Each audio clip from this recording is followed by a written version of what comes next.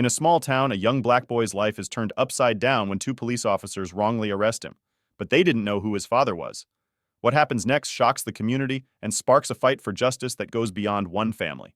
A father's love, a son's courage, and a town's reckoning. This is the story of how one night changed everything. Will they fight back, or will the system break them? Watch until the end to see how this powerful journey unfolds. The night air was still and crisp as Jamal Jackson dribbled the basketball in the empty gym. The only sound was the rhythmic bounce of the ball against the polished wood floor, echoing through the silent space. He was alone, but he didn't mind. At 17, Jamal knew what it took to get noticed. His heart raced with anticipation as he sank another perfect three-pointer, his eyes trained on the basket with unwavering focus. This wasn't just practice. This was his future. Basketball was everything to Jamal. It was his escape from the small town of Riverside, a quiet southern town where everyone knew everyone. His family had worked hard to build a life here, but Jamal wanted more. College scouts were coming to his next game, and he needed every extra minute on the court to perfect his game. The scholarship he dreamed of was within reach, but he had to keep pushing himself further than anyone else. He glanced up at the clock on the wall. 10:30 p.m. Jamal had lost track of time again, but it didn't matter. He wasn't ready to stop just yet. He grabbed his gym bag, wiped the sweat from his brow, and headed for the exit. The cold night air hit his face as he stepped outside, the weight of the basketball tucked securely under his arm. The streets were quiet now, the hum of the town long gone as most people had already tucked themselves into bed. The dim streetlights cast long shadows along the sidewalks as he made his way home, each step echoing in the silence. He didn't mind the solitude. It gave him time to think, to plan for what was coming next. His future was out there, waiting for him. But as he turned the corner onto Maple Street, something shattered the stillness. A blinding flash of red and blue lights suddenly flooded the darkness, the sharp sound of a police siren cutting through the quiet. Jamal's heart skipped a beat. He hadn't done anything wrong, but the instinctive fear that had been ingrained in him over the years rushed to the surface. He froze, his pulse quickening. Two police officers emerged from the patrol car, their uniforms stark against the night. The taller of the two, Officer Harris, stepped forward, his expression hard and unyielding. "Hold it right there, son," he barked, his hand resting ominously on his holster. Jamal's throat went dry, his mind racing. What did they want with him? He didn't have any idea, but the sudden unease bubbling in his stomach told him this wasn't going to be a simple stop. "I'm just heading home, sir," Jamal managed, trying to keep his voice steady. "I had late basketball practice." The officer's eyes narrowed as he exchanged a glance with his partner, Officer Whitaker, a shorter, stockier man. "ID," Whitaker demanded, holding his hand out expectantly. Jamal's stomach twisted. This was wrong. Something felt off, but he complied, reaching for his wallet. As he did, a sickening feeling crept over him. The officer's eyes lingered a little too long, their faces unreadable. He couldn't shake the feeling that this wasn't just a routine stop. There was something more, something hidden beneath their stern expressions. "Basketball practice, huh?" Officer Harris said with a mocking tone. "Funny?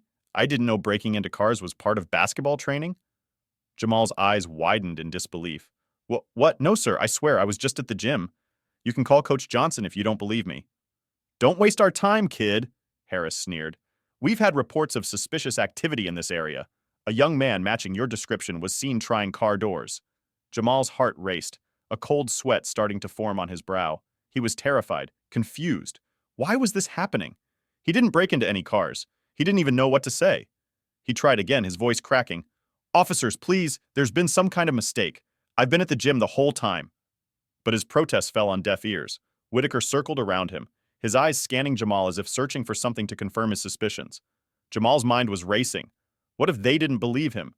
He knew he was innocent, but the officers seemed intent on seeing him as guilty. Then, without warning, Officer Harris barked, "Hands on the car!" His voice was harsh and unyielding, cutting through the air. Jamal froze, his legs turning to stone. He didn't know what to do. His palms tingled as he slowly placed them on the cold metal of the patrol car. The officer's movements felt calculated, deliberate. Whitaker's hands were on his back, rough and unyielding as he began to pat Jamal down. The feeling of helplessness rose like bile in his throat, threatening to choke him. What was happening? He was just a kid, just a teenager trying to get home after practice, and yet here he was, treated like a criminal. As Jamal stood there, trying to hold back the panic threatening to overwhelm him, he caught sight of movement from the corner of his eye. A small crowd had begun to gather. curious neighbors and passers-by who had heard the commotion. Jamal could see their eyes on him, their whispers, the stares. These were people he knew. His teachers, the elderly woman who gave out the best Halloween candy, the families who had lived next door for years, and now they were watching him being treated like a common criminal. The shame burned hot on his cheeks, mixing with the raw fear gnawing at his gut. The world felt as though it was closing in on him, suffocating him under the weight of their judgment. He wanted to say something, to scream, but the words stuck in his throat. "Officer, please," Jamal pleaded again, his voice trembling now. "I'm telling you the truth. I'm just trying to get home." But the officers ignored him, as if his words meant nothing. Then, with a sudden jerk, Harris grabbed his arms and twisted them behind his back. The cold, unforgiving sound of handcuffs clicking into place echoed in the night, each click sinking deeper into Jamal's chest like a cold knife. This wasn't happening. This couldn't be happening. Not to him. Not here. "You have the right to remain silent," Harris began, reciting the words mechanically. But Jamal could barely hear him. The rush of blood in his ears drowned out the rest, leaving him dizzy, overwhelmed. "Please," Jamal whispered, his voice breaking. "I need to call my dad. He has to know what's happening." Officer Whitaker scoffed. "Yeah, right. So you can get your story straight." "I don't think so, kid." But something in Jamal's pleading eyes must have caused a flicker of doubt in Harris. He hesitated, then nodded curtly. "Fine. One call. Make it quick." Jamal's hands shook as he dialed the number he knew by heart, praying his father would answer. The phone rang 3 times before a familiar voice came through the line. "Jamal, what's wrong, son?" Jonathan's voice was calm, but Jamal could hear the concern beneath it. I need help, Dad," Jamal choked out. "The police. They think I did something wrong. They're arresting me, but I swear I didn't do anything." His words tumbled out in a rush, panic creeping into his voice. There was a long silence on the other end of the line. Then Jonathan's voice, low and controlled, yet with an undeniable undercurrent of steel, came through clearly. "Where are you?" "Maple Street," Jamal whispered, barely able to get the words out. "Dad, I'm scared." "Listen to me, Jamal," Jonathan said firmly. "Stay calm. Do exactly as they say. Don't argue. I'm on my way. Everything's going to be all right. I promise." Just as Jonathan's words of reassurance began to settle in, Officer Harris snatched the phone away, ending the call with a curt motion. Jamal's hope flickered, but he knew that his father would be there soon, and maybe, just maybe, he would make everything right. But what Jamal didn't know, what no one knew, was that this phone call would set in motion a chain of events that would shake the very foundation of Riverside and change everything. Forever. Jamal's mind was racing. As the officers dragged him toward the patrol car, his thoughts became a blur. He was certain he had done nothing wrong. He had been practicing basketball. He had been at the gym. Why didn't they believe him? His pulse pounded in his ears, drowning out the world around him. The harsh grip of Officer Harris on his arm was the only thing keeping him from losing his balance.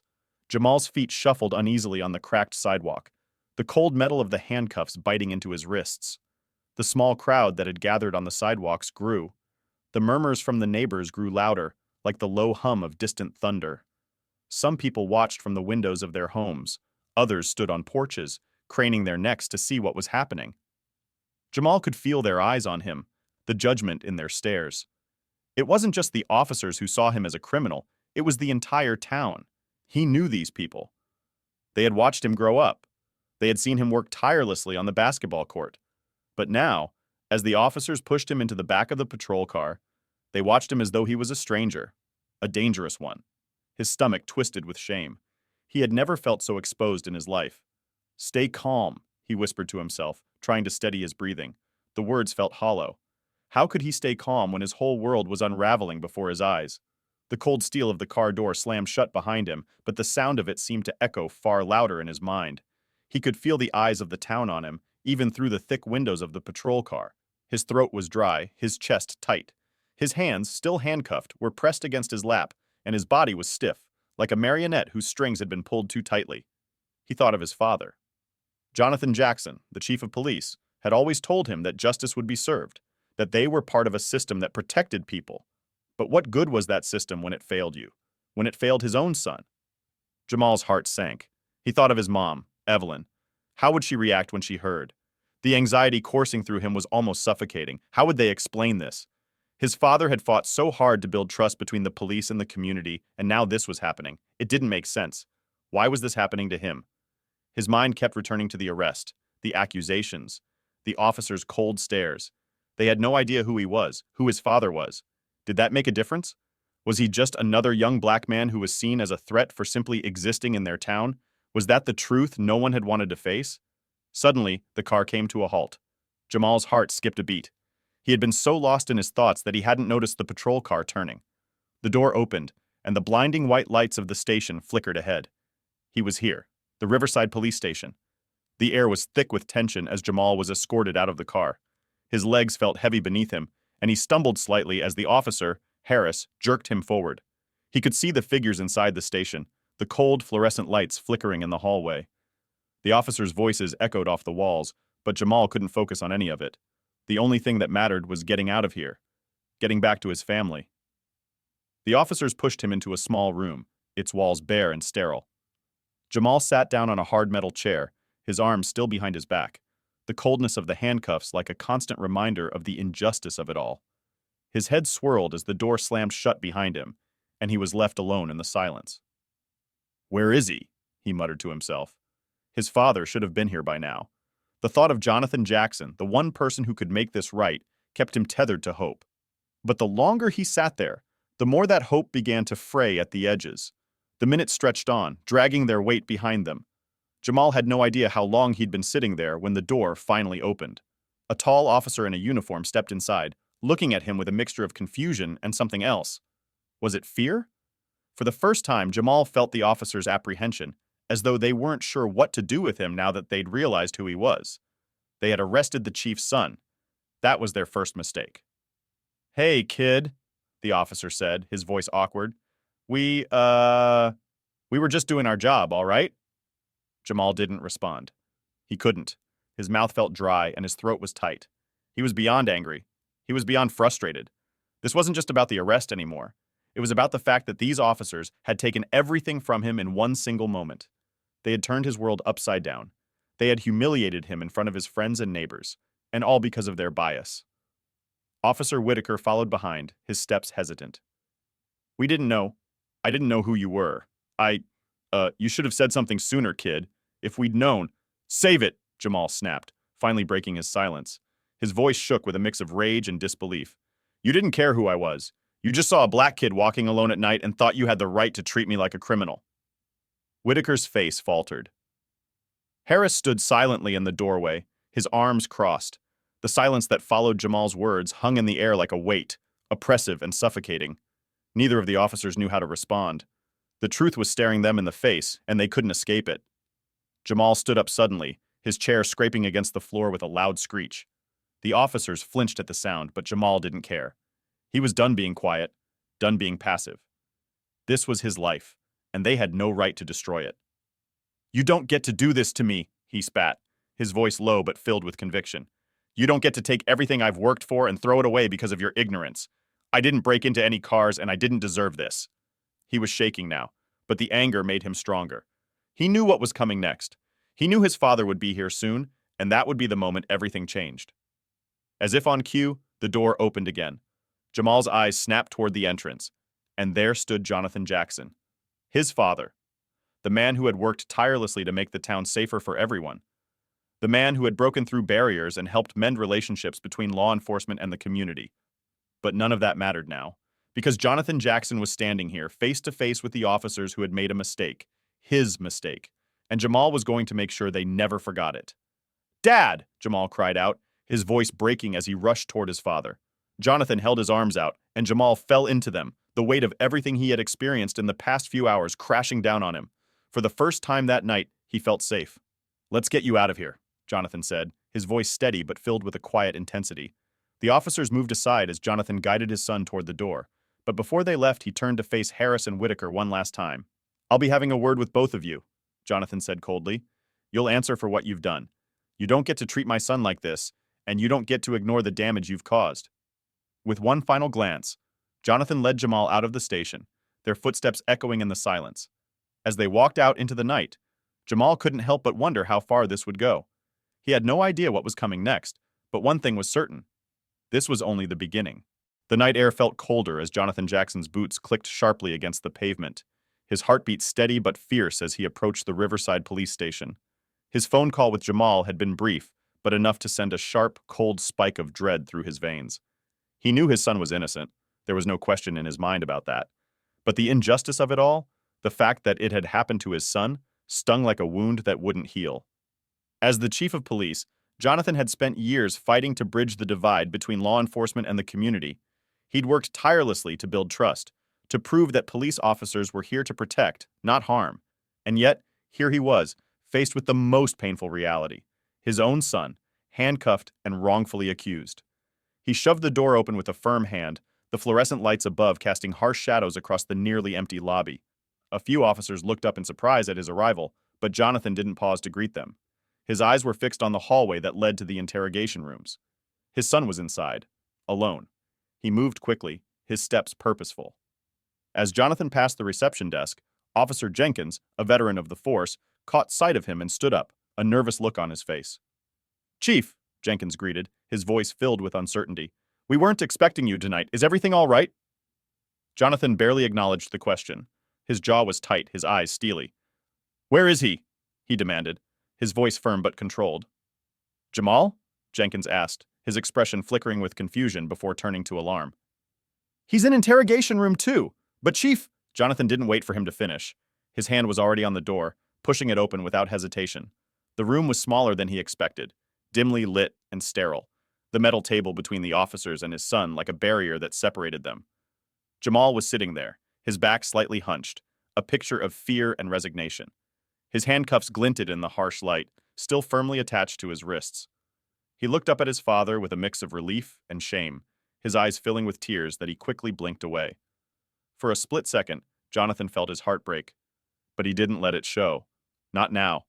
Not in front of these officers.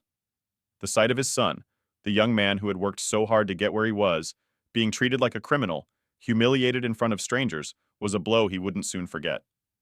"Jamal," Jonathan said quietly, stepping into the room, his voice full of authority and concern. "Are you all right, son?" Jamal nodded, though it was clear the ordeal had shaken him. "I'm okay, Dad. I didn't know what was happening. They wouldn't listen. They kept saying I was breaking into cars, but I swear I wasn't." Jonathan held up a hand to stop him. He could hear the pain in Jamal's voice, and his heart ached for him. He knew his son had nothing to do with whatever the officers had accused him of, but it was clear that Jamal was now trapped in a system where his word didn't mean as much as the color of his skin. Turning to the two officers, Jonathan felt his anger simmer just beneath the surface. They had no idea what they had just done. "Officers," he said, his voice low but carrying an unmistakable weight. "You want to explain to me why my son is sitting here in handcuffs, accused of something he didn't do?" The officers, Harris and Whitaker, both stiffened at Jonathan's words. They hadn't expected him to arrive so soon, much less walk into the room with such undeniable authority. Officer Harris cleared his throat and took a step forward, his expression guarded. "Chief, we were just doing our job," Harris began, his voice shaky. "There was a report of suspicious activity in the area. We saw a young man walking late at night and you decided to arrest him without any evidence?" Jonathan interrupted, his voice growing firmer, more controlled. "A young man simply walking home from practice? Do you understand what you've done?" Harris's eyes darted to Whitaker for support, but Whitaker only shrugged slightly, clearly uncomfortable. "Look, Chief," Whitaker said, his voice soft but defensive. "We didn't know who he was. We thought he matched the description of someone who had been seen tampering with cars in the neighborhood. We didn't mean to overstep, it's just that—" Jonathan's face hardened as the words hit him like a slap. "You didn't mean to overstep? You humiliated my son in front of the whole neighborhood and you think that's acceptable?" His voice was low, dangerous. "This wasn't just a mistake, officers. This is systemic failure. You saw a young black man and assumed the worst. You didn't see my son. You didn't see the student, the athlete, the volunteer at the community center. All you saw was a threat." The room went silent. The officers, clearly taken aback, avoided Jonathan's gaze, their discomfort palpable. Harris opened his mouth to speak, but Jonathan silenced him with a single, sharp gesture. "Enough," Jonathan said, his voice stern. "I'm not interested in excuses. I'm interested in accountability." He turned back to Jamal, his eyes softening for a moment. "Son, I'm going to get you out of here. I'm going to make sure this never happens again." Jamal looked at his father with gratitude, the fear in his eyes slowly giving way to a flicker of hope. "I know, Dad. I knew you'd come." Jonathan turned back to the officers, his expression stone cold. "You've made a grave mistake tonight. and there will be consequences. His voice softened, but the power behind his words was undeniable. I'll be reporting this incident, and I'll be making sure you both understand exactly how far this goes. This isn't just about my son. It's about the damage you've done to this community. We don't get to treat people like this. Not anymore. Without another word, Jonathan nodded to Jamal. The officers stepped aside, clearly defeated by the weight of his words. Jonathan helped his son stand, carefully guiding him out of the room. As they walked down the hallway, Jamal's shoulders finally relaxed, and the tension that had been hanging in the air began to lift. It wasn't over yet, not by a long shot. But for the first time that night, Jamal felt the sting of injustice begin to fade. Just a little. Dad, Jamal said quietly as they approached the exit. What happens now? Jonathan paused before answering, his hand resting on his son's shoulder. Now, we make sure it doesn't happen again. We fight for justice, not just for you, but for everyone who's ever been treated this way. This town, this country. It needs to change, and it starts with us. Jamal looked up at his father, determination in his eyes. I'm with you, Dad. We're going to make it right. Jamal sat in the interrogation room, the harsh fluorescent lights buzzing overhead, casting a sterile glow on the dull gray walls. His legs were cramped beneath the cold metal table, his wrists still bound tightly in handcuffs. The sharp pressure of the handcuffs felt as though they were part of him now, constant, biting, reminding him of everything that had gone wrong in the past few hours. The minutes dragged on in painful silence. Jamal's heart was still racing, the adrenaline of the arrest now replaced by an overwhelming wave of confusion and fear. He tried to breathe deeply, but it did little to calm the storm in his chest. Why had this happened to him? How had something so innocent, just walking home from basketball practice, turned into something that felt so criminal? He thought about his father, Jonathan Jackson, and how he had always tried to teach him about the importance of the law, of justice, of doing things the right way. And yet, here Jamal was, alone, unjustly accused, with no one to turn to except for his father, the chief of police, who was probably still on his way. A cold knot formed in his stomach. What if things didn't go the way they were supposed to? What if his father couldn't fix this? What if this moment, this terrifying, unfair moment, became a defining moment in his life? He shifted uncomfortably in his seat, eyes darting to the closed door. The silence was oppressive. For the first time, Jamal realized just how deeply things had escalated. This wasn't just a misunderstanding. He was caught in something much bigger, a system that had already made up its mind about him before he even had the chance to explain himself. And the longer he sat there, the more that truth sank in. He had been judged, not on who he was or what he had done, but on the color of his skin. The door swung open with a sharp creak, and Jamal's head snapped up. Jonathan stood in the doorway, his tall figure filling the frame. For a moment, Jamal's breath caught in his throat. He was here. His father, the one person who could make this right. But the look on Jonathan's face made Jamal's heart sink. His father's eyes were not filled with anger, but something much colder. Disappointment. Jamal's chest tightened as Jonathan stepped into the room. The door clicked shut behind him with a finality that echoed in Jamal's ears. His father didn't speak immediately. He simply stood there for a moment, his gaze never leaving Jamal, his eyes searching for any sign of the son he knew so well. Jamal, Jonathan finally said, his voice steady but filled with a quiet, undeniable intensity. What happened? Jamal swallowed hard, the lump in his throat threatening to choke him. He couldn't bring himself to look directly at his father just yet. Instead, he stared down at his lap, his thoughts spinning. I didn't do anything wrong, Dad. I was just walking home. They said I was breaking into cars, but I swear, he faltered, his voice cracking as his frustration boiled over. I didn't do anything, Dad. You know I wouldn't. Jonathan sighed deeply, walking over to the chair opposite Jamal. He sat down slowly, his gaze softening as he took in the sight of his son, the same strong, determined young man he had raised, now sitting there, broken and humiliated. It hurt Jonathan more than he cared to admit. I know, son, Jonathan said quietly. I know. He leaned forward, resting his elbows on the table.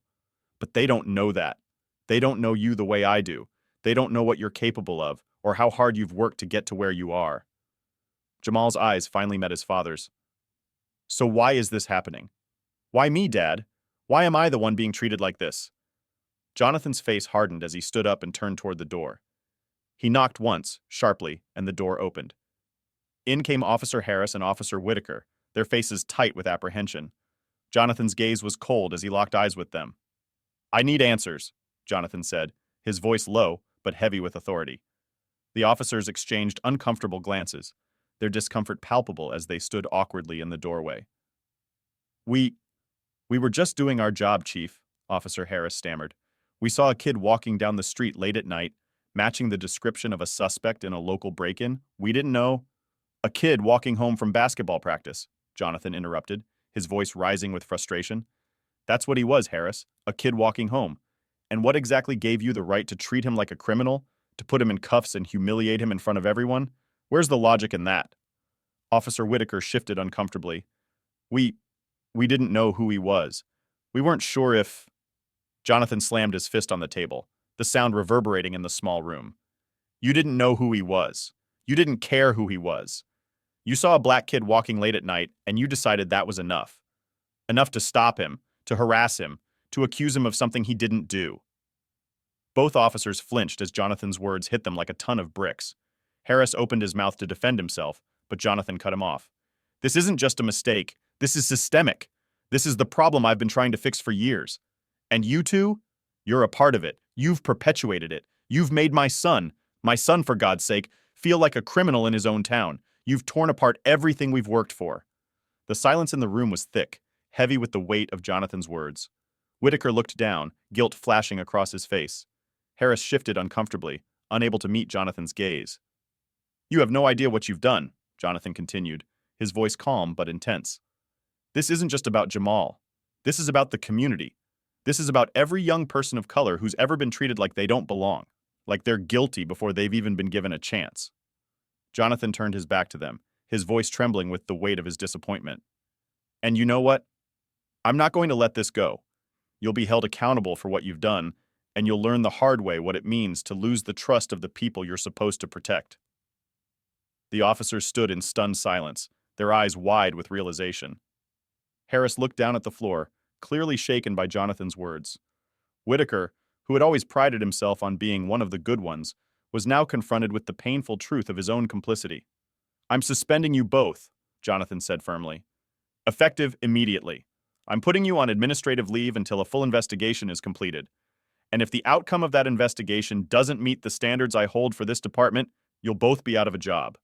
Jonathan's eyes locked with theirs, each word carrying the weight of finality. You're both done here unless you can prove to me, and to this town, that you can learn from this mistake. And that's not going to be easy.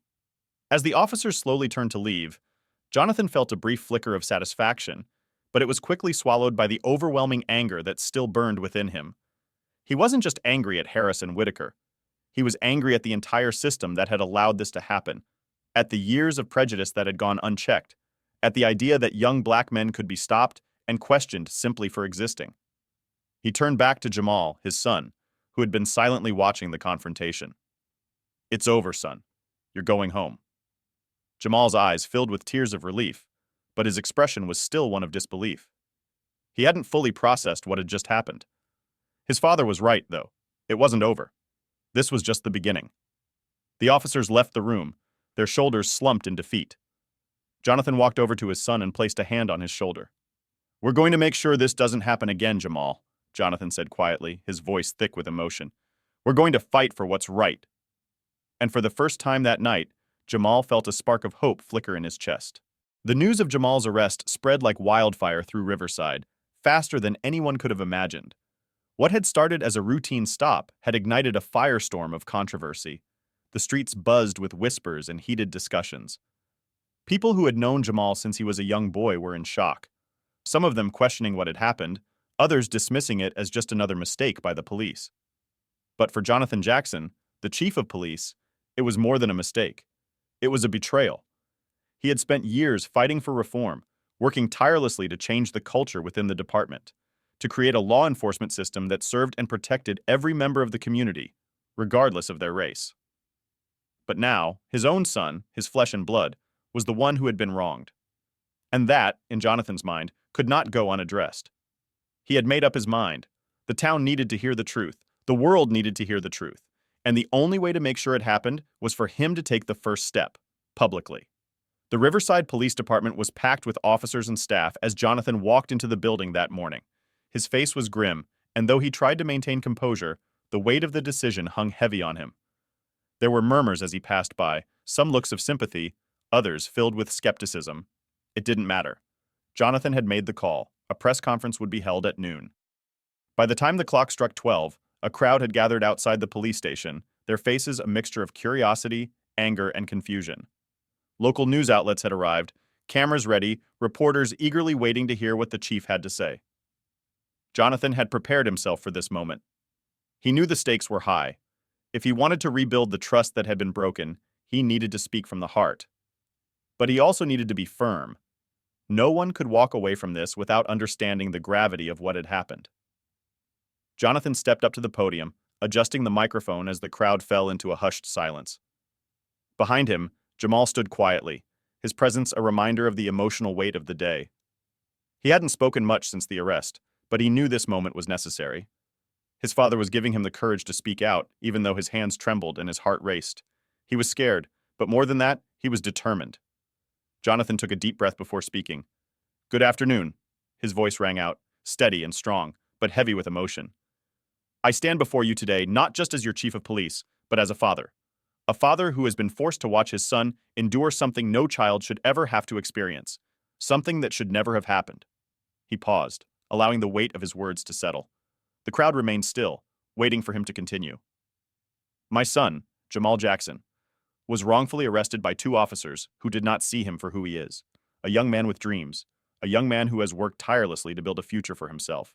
Instead, they saw a young black man, and that was enough for them to strip away his dignity, his trust in the system, and his hope." The audience stirred, some nodding, others shifting uncomfortably in their seats. Jonathan's voice wavered slightly, but his eyes remained steady. "I've spent years trying to change this department from within, trying to create a space where every person, regardless of their skin color, is treated with the respect and fairness they deserve. But I can no longer ignore the truth. There are cracks in our system, deep cracks, and they cannot be ignored anymore." He looked out at the crowd, his gaze sweeping over the familiar faces. It is not just about Jamal. It's about every person who has ever been wronged by the system.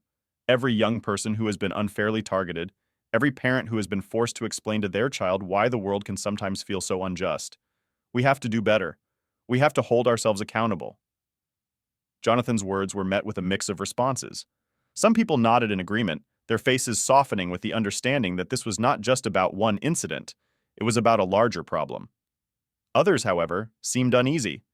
It was clear that the truth was difficult for some to hear. They weren't ready to confront the issues that had been buried under years of silence. But Jonathan pressed on. "Today, I'm announcing disciplinary action against the officers involved in Jamal's wrongful arrest. Officer Harris and Officer Whitaker will be suspended without pay pending a full investigation. Additionally, they will be required to undergo racial sensitivity training and review the department's policies on use of force. This is only the first step, but it is necessary." The murmurs in the crowd grew louder. Some were supportive, others skeptical. Jonathan could feel the weight of their eyes on him, but he stood tall. This wasn't about pleasing anyone. This was about doing what was right, no matter how uncomfortable it made people feel. "And that's not all," Jonathan continued, his voice growing firmer. "We are also implementing new policies to ensure that every officer in this department is properly trained on de-escalation tactics, racial bias, and community engagement. We will work with community leaders to make sure that these reforms aren't just a one-time solution. We will rebuild the trust that has been shattered, and we will work tirelessly to make Riverside a place where every person, regardless of who they are, feels safe." Jamal watched his father speak, his chest tight with a mixture of emotions. He had never heard his father speak like this before, passionate, raw, and full of conviction. The man who had been his rock for so many years was now standing up, not just for him, but for everyone who had ever been treated unjustly. The anger and confusion he had felt earlier in the day began to fade as he watched his father take command of the situation. When Jonathan finished speaking, he turned to Jamal and nodded. "It's your turn now, son." Jamal felt a knot form in his stomach. The thought of speaking in front of all these people terrified him, but he knew his father was right. This was his moment. This was his chance to make sure this never happened to anyone else. He stepped up to the podium, his hands shaking at his sides. The crowd fell silent once again, waiting for him to speak. Jamal took a deep breath and tried to steady his nerves. "My name is Jamal Jackson," he began, his voice soft at first, but it grew stronger with each word. Last night, I was arrested for something I didn't do. I was walking home from basketball practice. I was doing what any kid my age would be doing. But the police didn't see me as that. They didn't see me as a student, or as an athlete, or as someone with dreams of going to college. They saw me as a threat. Jamal's voice trembled, but he pressed on. I'm scared. I'm scared that this could happen to anyone. I'm scared that other kids in this town will be stopped, just like I was, because of the color of their skin. But I'm not here to make excuses. I'm here because I believe we can do better. I believe we can change. And I believe this town can be a place where no one has to fear walking home at night just because of who they are. He paused, the weight of his words hanging in the air. The crowd remained silent, some with tears in their eyes, others just staring in shock. Jamal continued, his voice growing stronger with each sentence. I didn't deserve this, but I won't let it break me. I won't let it stop me from fighting for what's right. I won't let it stop me from chasing my dreams. The room remained still, and then slowly, tentative applause began to build. It started quietly, almost unsure, but soon swelled into a steady, thunderous round of support. Jamal looked out into the crowd, seeing the faces of people he knew, teachers, friends, even some neighbors. They were all there, standing together, and for the first time that day, he felt a sense of hope. Jonathan stepped forward, his hand resting on Jamal's shoulder. This is just the beginning, he said, his voice firm. We will work together to rebuild this town, to make it a place where everyone is truly equal, and where every person, regardless of their race, can feel safe. As the press conference ended, the crowd began to disperse, but the message had been made clear. Riverside was ready for change. It wasn't going to be easy. It wasn't going to happen overnight.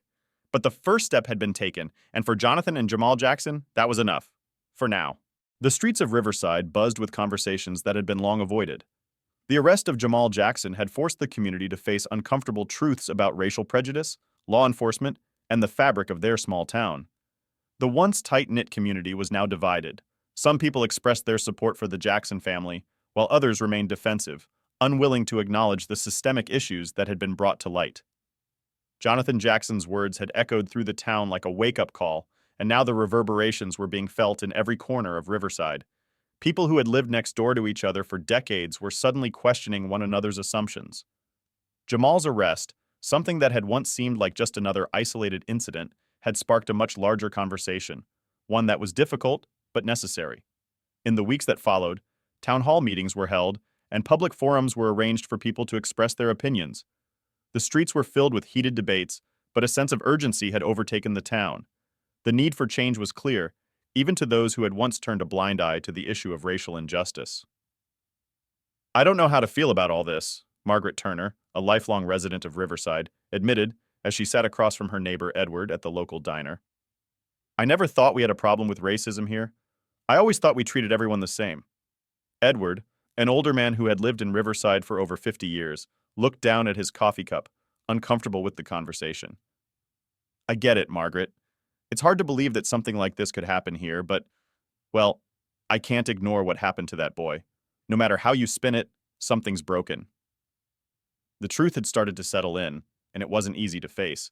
But despite the discomfort, there was a growing acceptance that things needed to change. Riverside could no longer stay silent. Meanwhile, Jamal was working through his own transformation. The young man who had once dreamed only of basketball was now determined to use his platform for something bigger. The press conference had been a turning point, not just for the community, but for Jamal himself.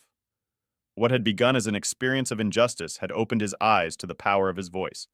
He spent hours brainstorming ways to bridge the divide between law enforcement and the youth of Riverside, who, like him, had been caught in the crossfire of a broken system.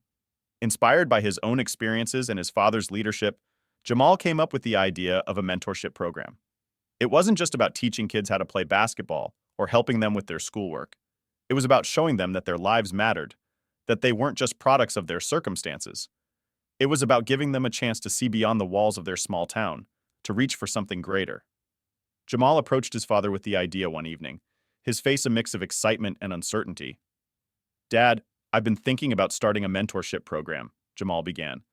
I want to help kids who are growing up like I did, kids who might not always see a way out, who think the world is stacked against them. I want to show them that they have a future, no matter what the world tries to tell them. Jonathan nodded, his eyes thoughtful. That's a powerful idea, Jamal, But it's going to take more than just your voice. It's going to take all of us, parents, teachers, law enforcement, and the community as a whole. I know, Jamal replied, his voice firm, but I want to start small. If we can just get a few kids to see things differently, to understand that they're not defined by the color of their skin or where they come from, that would be enough for me. Jonathan placed a hand on Jamal's shoulder. I'm proud of you, son, and I'll support you every step of the way. But you need to understand, this won't be easy. There will be resistance. People don't like change, but we can't stop now. Not after everything that's happened. As Jamal's mentorship program began to take shape, it became clear that the project wasn't just a way to help kids. It was also a way to begin healing the rift between law enforcement and the community.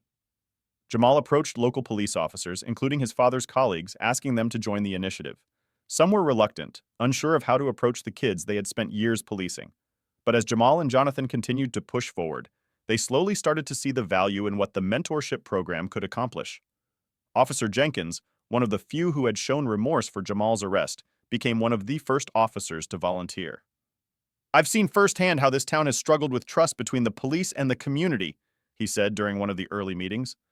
I've been part of the problem for too long, but I want to change. I want to help make things right. The mentorship program flourished, with local kids participating in basketball games where law enforcement officers and youth would play together. They also held regular meetings where officers could speak openly with the kids, sharing their stories, their struggles, and their hopes for a better future. The simple act of sitting down together, of humanizing one another, began to slowly change the dynamic in Riverside. But as Jamal's efforts grew, so did the resistance. There were still many people who couldn't accept the fact that systemic racism existed, even in their small town. Some officers within the department refused to attend the meetings, citing concerns that it was a waste of time or that it was simply a political move. Others whispered that Jamal's program was a trend that would fade over time. Jonathan faced resistance within the department too, from officers who believed that the reforms he was pushing for were unnecessary. They didn't see the problem. They didn't see the need for change. But Jonathan knew better. He had seen it with his own eyes, the hesitation, the reluctance, the deep-seated biases that were hard to root out. Dad, are you sure they'll come around? Jamal asked one night, after another meeting where several officers had refused to participate. Jonathan sighed, rubbing his hand over his face. I don't know, son. Some of them may never come around. But we have to keep pushing forward. We have to be the ones to lead the change. If we don't, who will? Despite the challenges, Jamal continued to lead the charge. His basketball games became a symbol of the progress that Riverside was beginning to make. Kids who had once been fearful of the police now saw them as allies. Jamal's influence reached far beyond the court as he began speaking at local schools, encouraging others to fight for justice and equality, just as he had. Through all of this, Jamal grew, both as a person and as an advocate for change. He was no longer the victim of a broken system. He was the voice of the future, the one who was determined to ensure that the next generation didn't have to face the same struggles he had. And with every step, every conversation, every kid he helped, Jamal knew that he was on the right path. For Jonathan, the road to redemption was just beginning. He had his own battles to fight within the department, but he was ready. He knew that the work he and his son had started would take years, even decades to complete. But for the first time in a long while, he felt hopeful. Change was possible. He could see it in the eyes of the kids on the court, in the officers who had begun to open their hearts and minds. Together, they would rebuild Riverside. Together, they would make sure that what happened to Jamal would never happen again. The summer sun beat down on the basketball court, its warmth a welcome contrast to the cool, crisp morning air that still lingered in the streets of Riverside. Jamal Jackson stood on the court, his sneakers squeaking against the pavement as he moved fluidly across the familiar court. His focus was unwavering. The basketball held in his hands a reminder of everything he had worked for. It had been nearly a year since that fateful night, the night when everything in his life had changed, the night when his father had fought to set things right. Since then, things had slowly started to fall into place. Jamal had found himself not only excelling on the basketball court, but also making a name for himself in the community, becoming a beacon of hope for the next generation of young people in Riverside. The mentorship program that had started as a small initiative was now growing. Its impact felt far beyond the court. Jamal had become a role model, not just for his athletic ability, but for the strength of his character. His father's reforms within the department had paved the way for officers and community members to work together, and the results were beginning to show. There was still a long road ahead, But for the first time in a long while, Jamal felt like the world was open to him. The future, once clouded with uncertainty, now seemed full of possibilities. Jamal had always dreamed of playing basketball in college, but after the events of the past year, he had found a new calling, one that was even more important than sports. He wanted to fight for justice. He wanted to make sure that the next generation wouldn't have to face the same kind of discrimination and injustice that he had. That's why, in the middle of all his training and practice, Jamal had been working hard to apply for colleges. And as he sat on the edge of the court, wiping the sweat from his brow, he received the letter that would change everything. The envelope, adorned with the iconic blue and gold of Howard University, was resting on his desk at home. Jamal had known it was coming. The college scouts had visited his games, had seen his talent, had watched him grow into a young man with a powerful voice. He had always dreamed of going to college, but now it was real. He was staring at an offer, a scholarship to study law at one of the most prestigious historically black colleges and universities in the country. Jamal held the letter in his hands, his pulse quickening as he read the words. "We are pleased to offer you a full scholarship to attend Howard University, with a focus on civil rights law."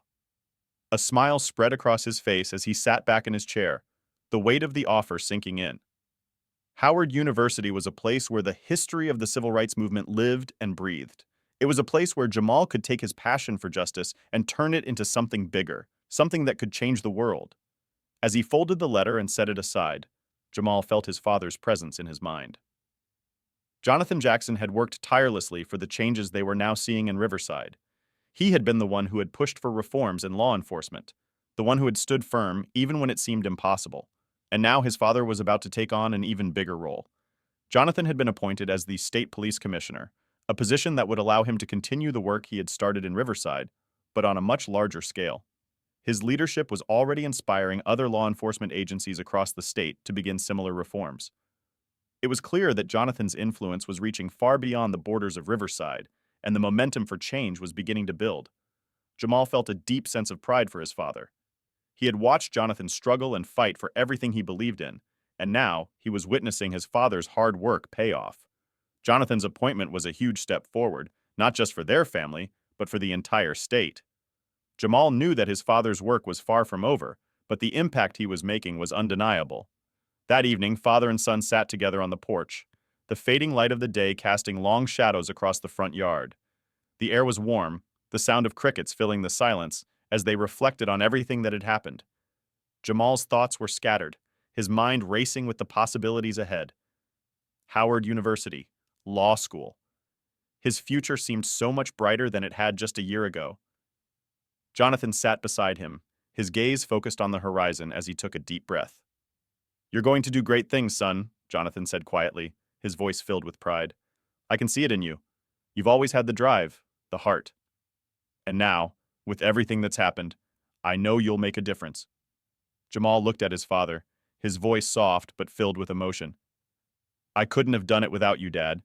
You showed me what it means to fight for what's right, even when it seems impossible. You're the reason I'm here, and you're the reason I'm going to law school." Jonathan smiled, his eyes softening. "You're the reason too, son. You took what happened to you and turned it into something positive. You didn't let it define you. You let it push you forward. That's what makes a difference in this world." The silence that followed was comfortable, filled with the weight of their shared experiences. They had both come so far, Jonathan in his fight for reform and Jamal in his personal growth. The road had been long, but they had walked it together, each step bringing them closer to their goals. "Dad," Jamal said after a moment, his voice thoughtful, "I'm going to keep fighting. I'm going to make sure things change. I want to help people understand what this feels like so they don't have to go through it. I want to make sure what happened to me doesn't happen to anyone else." Jonathan nodded, his eyes focused on Jamal's face. "I know you will, son, and I'll be right there with you, every step of the way." As the months passed, the momentum for change continued to build in Riverside. The mentorship program that Jamal had started was thriving, with more officers and community leaders joining the initiative every day. Local schools began implementing new programs focused on building trust between law enforcement and young people, and more officers volunteered their time to mentor at-risk youth. The town, which had once been divided by prejudice and fear, was slowly coming together, one small step at a time. Jamal's journey, from victim to advocate, had inspired countless others. He had taken the pain and injustice he had experienced and turned it into something beautiful. He had become a symbol of hope and strength for his generation, and his message was spreading far beyond Riverside. Jamal knew that there was still much work to be done, but as he looked toward his future, he felt a sense of purpose that he had never felt before. For Jonathan, the path was clear. As the state police commissioner, he now had the opportunity to implement the reforms he had fought for, not just in Riverside, but across the state. He faced resistance, as he had expected, but he also saw the growing support from his colleagues, from community leaders, and from the people who had witnessed the changes in Riverside. Jonathan knew that the journey toward justice was far from over, but he also knew that he was not alone. He had his family, his community, and a whole generation of young people who were ready to make a difference. Father and son sat together, watching the sun dip below the horizon, knowing that the legacy they had begun was only the beginning. The road ahead would be long and filled with challenges, but they were ready for it. Together, they would build a future where justice was not just a dream, but a reality. The house was quieter than it had been in years. The air felt heavier with anticipation, filled with a mix of sadness and hope as Jonathan and Jamal prepared for the next chapter in their lives. The Jackson family had spent countless hours in this house, but now the time had come to say goodbye. Jamal sat on the porch, his gaze focused on the familiar sights of Riverside. The same streets, the same houses, the same faces that had been part of his life for so long. He had watched this town change in the past year, and while he knew there was still a long road ahead, he felt a deep sense of pride. Jonathan joined him, sitting down beside his son. The two of them shared a quiet moment, the silence filled with a kind of understanding that only comes after enduring something difficult together. For the first time in a long time, they allowed themselves to simply be present in the moment, the weight of their shared experiences settling in. "You know," Jamal said after a while, his voice low but steady, "I never thought I'd be leaving this place. For so long it felt like nothing was going to change, like we were stuck in the same old cycle." Jonathan nodded, his eyes focused on the horizon as the last light of the day slowly faded. "I know, son. I thought the same thing. But sometimes it takes one moment, one person to shake things up, to make the world see what's been right in front of them all along. And you've done that." Jamal smiled, the words warming him even more than the fading sun. "I didn't do it alone. We did this together. And it's not just about me. It's about everyone who's fought for change, who's willing to stand up for what's right." Jonathan placed a hand on Jamal's shoulder, his grip firm, but there was pride in it. "And you'll keep fighting, won't you? You've got a whole future ahead of you, one that's going to change even more lives." "I will," Jamal replied, his voice full of conviction. "I'm not done. I'm just getting started. My journey doesn't end when I leave Riverside. It's just beginning." Later that evening, Jonathan and Jamal loaded the last of their belongings into the car. The moving truck was already gone, and all that remained was the quiet, bittersweet moment of leaving behind the place they had both called home. As they turned to face the house one last time, Jamal took a deep breath. He had always known he would leave Riverside one day, but now, with everything that had happened, it felt different. There was no fear of the unknown, no uncertainty about what awaited him. The future was bright, and he had a purpose now, a sense of responsibility that went beyond his own dreams. Before they could get into the car, Jamal looked around. Everywhere he turned, there were signs of change. On storefront windows, on car bumpers, and even on the streets. Be the change. The simple phrase, once a call to action from his own speech, had taken on a life of its own in Riverside. It was a testament to the ripple effect Jamal's story had created, a permanent mark left on the town he had grown up in. Jonathan followed his son's gaze and smiled. "Looks like you made an impact, son." Jamal nodded, a sense of pride filling him. "It's not just me, Dad. It's all of us. It's the community, the kids in the mentorship program, the officers who finally understood. It's all of us coming together to make a difference." As they climbed into the car and started down the familiar streets, Jamal's eyes wandered over the town, seeing it differently now. The sidewalks, the shops, the old diner, everything seemed a little brighter, a little more hopeful. Riverside had come a long way in a short amount of time, but Jamal knew the work wasn't finished. It was only just beginning. As they reached the town limits, the sun now fully set, Jamal felt a quiet resolve settle in his chest. He was leaving Riverside behind, but its legacy would always be a part of him. It wasn't just the town he had changed, it was the people, the way they saw each other, the way they saw him. The fight for justice had taken on a new meaning for Jamal, and he was ready to continue that fight wherever he went. "I can't believe it's over," Jamal said softly, his voice tinged with both sadness and excitement. Jonathan glanced at him, his eyes full of pride. It's not over, son. It's just the beginning. There's still so much to be done, and you're going to lead the way. Jamal turned to his father, feeling the weight of his words. I know, Dad. I'm ready. I'm ready to keep fighting, for what's right, for the people who don't have a voice, for the future. The car's engine hummed steadily as they drove, and for the first time in a long time, Jamal felt a deep sense of peace. Riverside had shaped him, had tested him, and had helped him grow. And now, as he left the place he had once thought would hold him back, he knew it was just a chapter in a much bigger story, his story. A story of change, of hope, and of a future where justice was not just an ideal, but a reality. They drove on, father and son, toward the next chapter of their lives, knowing that no matter where they went, their journey would always be rooted in the legacy they had built together. And no matter how far they went, Riverside would always be home. As the story comes to a close, I want to leave you with some questions that have been weighing on me, and I'm curious to hear your thoughts. What would you do if you were in Jamal's shoes? Would you have had the courage to stand up for what's right, even when the world seems to be against you? How can we, as a community, ensure that justice is not just a dream, but a reality for everyone, regardless of their background? I'd love to hear your thoughts in the comments below.